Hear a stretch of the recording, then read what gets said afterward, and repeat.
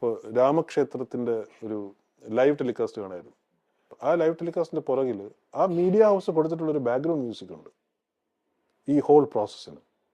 അത് ഹെവി ആയിട്ട് ആളുകളുടെ മനസ്സിനെ, കോൺഷ്യസ്നെസ്സിനെ ഇൻഫ്ലുവൻസ് ചെയ്യുന്ന രീതിയിലുള്ളൊരു മ്യൂസിക്കാണ് കൊടുത്തിരിക്കുന്നത്. And it was obvious that they were glorifying the whole thing. അപ്പോൾ ഇത് അങ്ങനൊരു ഇവൻറ്റിന് അങ്ങനെ ഒരു മ്യൂസിക്, ഇങ്ങനൊരു ഇവൻറ്റിന് ഇങ്ങനൊരു മ്യൂസിക്, ഇത് ഓൾമോസ്റ്റ് ലൈക്ക് ഫീച്ചർ ഫിലിം ഉണ്ടാക്കുന്ന പോലെയാണ് ന്യൂസിനെ ഇപ്പോൾ പ്രൊഡ്യൂസ് ചെയ്യുന്നത് മെയിൻ സ്ട്രീം മീഡിയ. ആ മെയിൻ സ്ട്രീം മീഡിയയിൽ ഇപ്പം നമ്മൾ സംസാരിച്ചുകൊണ്ടിരിക്കുന്നു. ഞാനൊരു അഭിപ്രായം പറയുന്നു. ഇതിൽ ഒരു ലൈൻ എടുത്ത് ഒരു അജണ്ട ഫോളോ ചെയ്യുന്ന ഒരു സോഷ്യൽ മീഡിയ ഹൗസ് ഇതിന് ഒരു ലൈൻ മാത്രം അടർത്തിയെടുത്തിട്ട് അവരൊരു റീൽ ഉണ്ടാക്കുന്നു.